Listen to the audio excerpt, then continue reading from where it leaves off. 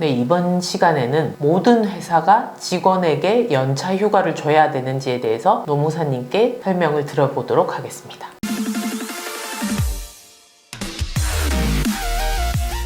노무사님, 3인 정도의 직원이 있는 작은 회사에서도 직원에게 연차 휴가를 줘야 되나요? 일단 아닙니다. 근로기준법은 현재 근로자 수에 따라서 적용 범위가 조금 달라지는데요. 그 기준은 5명이라고 볼 수 있고요. 상시 5인 이상 근로자가 있는 사업장이라면 연차휴가가 발생하지만 상시 5인 미만의 사업장이라면 근로기준법상 연차휴가는 발생하지 않습니다. 그럼 그 5인의 기준에 사장님도 포함이 되나요? 우선 대표자는 제외하셔야 됩니다. 순수하게 근로자로 근무하는 근로자에 대해서만 숫자를 파악하시면 됩니다. 개인 사업자, 법인 사업자 상관없이 대표님은 제외된다. 네, 이렇게 맞습니다. 보면 되는 거군요. 네. 네. 상시 근로자 수를 산정하는 방법에 대해서는 근로기준법 시행령에서 규정하고 있는데요.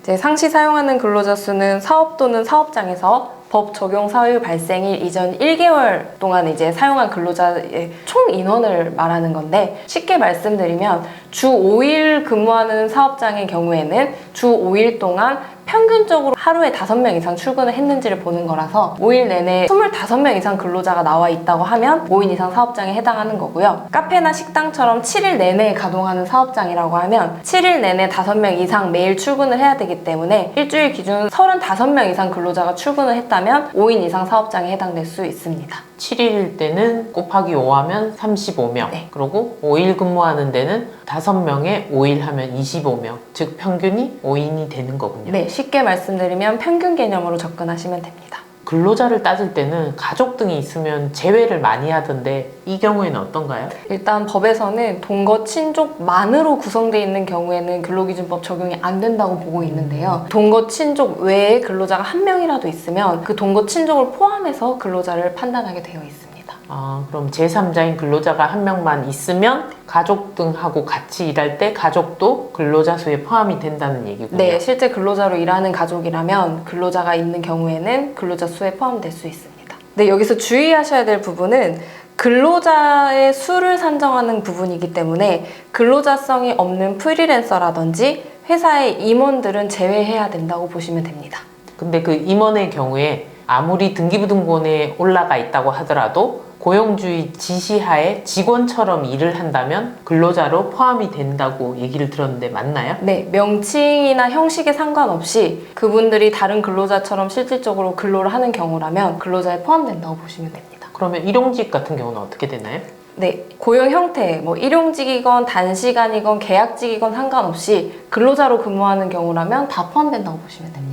그러면 프리랜서를 제외한 대부분의 경우는 포함된다고 보면 되겠군요. 네, 맞습니다. 제일 많이 나오는 질문인데요. 사장님을 제외한 5인 미만의 사업장에서 근로기준법상 꼭 지켜야 하는 규정이 뭘까요? 네, 우선 근로기준법은 5인이냐 아니냐에 따라서 적용되는 범위가 많이 달라지는데요. 5인 미만도 지켜야 되는 근로기준법은 크게 근로계약서 작성과 교부 의무, 그리고 임금 지급의 4대 원칙, 그리고 휴게 시간, 휴일, 그리고 해고 예고 의무가 있습니다. 휴일 같은 경우에는 공휴일은 적용이 안 되지만 15시간 이상 근무하는 경우 주휴일은 적용된다고 보셔야 됩니다. 그래서 5인 미만이어도 주휴수당을 줘야 되냐 가끔씩 물어보시긴 하는데요. 주휴수당은 근로자 수 상관없이 다 적용된다고 보시면 됩니다. 그런데 주에 15시간 미만이면 적용이 안 된다. 네, 맞습니다. 주에 소정근로시간 15시간 이상 근무를 해야 주휴수당과 퇴직금이 발생하는 기준이기 때문에 15시간을 기준으로 잡으시면 됩니다. 5인을 기준으로 많이 여쭤보시는 게 연차 휴가라든지 해고 예고 수당이라든지 이런 부분이 있는데요. 이 부분을 좀 더 한번 명확하게 얘기해 주실 수 있으실까요? 네, 우선 5인 미만 사업장을 전제로 한다면 근로기준법상 연차 휴가가 적용되지 않기 때문에 따로 법적인 휴가가 발생하지는 않는 상황이고, 휴가가 발생하지 않기 때문에 연차 휴가 수당을 지급하실 의무도 없습니다. 그리고 5인 미만 같은 경우에는 해고 사유에 제한을 받지 않기 때문에 해고는 가능하지만 해고 예고는 준수하도록 되어 있어서 3개월 이상 근무한 근로자라면 30일 전에 해고 예고를 하시거나 아니면 30일치의 해고 예고 수당을 지급하셔야 되는 부분을 주의하셔야 됩니다. 어떤 사유든 해고는 가능하지만 30일 전에 먼저 예고, 즉 알려라. 네. 이런 얘기인 거죠. 네, 단 조건이 3개월 이상 근무한 근로자인 경우에만 적용되는 부분. 3개월 밑 근무하신 분은 해당도 안 된다. 네, 해고 예고 자체가 적용이 안 되시기 때문에 정리를 하실 수 있습니다. 그러면 우리가 5인을 기준으로 해서 정말 많이 하는 질문들을 제가 하나하나씩 노무사님께 여쭤볼게요. 네. 연차 휴가는 5인 미만은 적용이 되나요? 아니요. 5인 미만 사업장은 적용되지 않습니다. 따라서 한 달에 한 개씩 발생하는 연차휴가 그리고 1년 뒤에 발생하는 15일의 연차휴가 모두 근로기준법상 연차휴가는 적용되지 않습니다. 네, 5인 미만은 연차휴가 15일과 매달 하나씩 생기는 연차휴가 모두 적용이 되지 않는다. 네. 그리고 두 번째, 야근을 시켰을 때 1.5배 가산을 해줘야 하나요? 아닙니다. 일단 5인 미만 사업장의 경우 근로시간 제한을 받지 않고요. 임금에 대한 가산수당 규정도 적용되지 않기 때문에 22시 이후 야간 근무라든지 하루 8시간 초과하는 연장 근무 그리고 빨간 날 근무하는 공휴일 근무에 대해서 가산수당을 지급할 의무도 없습니다. 그냥 일한 시간에 대해서 대가만 주면 된다는 얘기군요. 네, 100%의 시급만 지급하시면 됩니다. 그리고 근로시간 제한도 없다는 얘기신 거죠? 네, 현행 근로기준법에 따라서는 아직은 5인 미만 사업장에 근로시간 제한이 되지 않고 있습니다. 해고 예고 수당이 적용이 되나요? 네, 일단 해고 예고에 대해서는 5인 미만 사업장이라도 적용을 하도록 되어 있기 때문에 3개월 미만 근로한 근로자들은 해고 예고가 준수되지 않지만 3개월 이상 근무한 5인 미만 사업장 근로자라면 해고 예고를 준수해 주셔야 됩니다. 해고 예고 수당은 5인 미만도 적용된다고 보시면 되는데 예외적으로 3개월 미만이면 적용이 안 된다. 네. 이렇게 알고 있으면 되겠네요. 네, 맞습니다. 해고 예고에 있어서 또 중요한 포인트는 30일 전에 해고 예고를 하라고 되어 있기 때문에 그 30일에서 하루라도 부족하면 30일 해고 예고 수당을 주셔야 될 상황이 올 수 있어서 넉넉하게 영업일 기준으로 32일에서 33일 정도 전에는 해고를 하실 거면 예고를 하셔라 안내를 드리고 있습니다.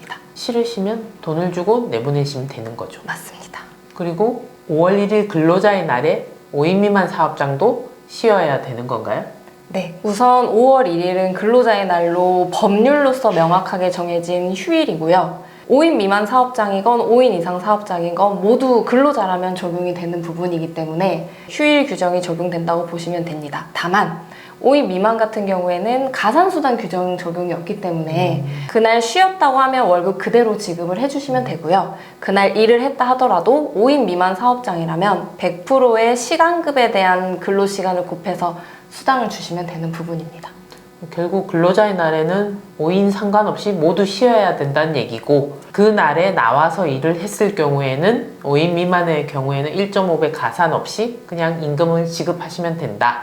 이렇게 보면 되겠군요. 네, 맞습니다.